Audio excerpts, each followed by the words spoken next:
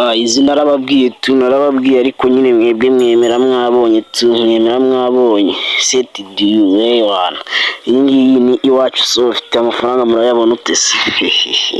Nabahaye video nimwayireba mwemera mwabonye, gusa nyine video yerekana ukuntu wayifungura. Singiyi si Iwacu Soft, iyi hano uri kuyibona tu. Iwacu Soft amafaranga 700 nkabada yatsindiye aka kanya natagiye hano kuri 700 wa muntu ni menshi man, menshi tu. Reba ukuntu natangiye kubikona nyine ahangaha niho narindi kugura. Ibi ni ibibazo babaza tu. Ikibazo cya mbere nyine impamvu nyine ngiye yabayeho ibintu byo guhubuka tu.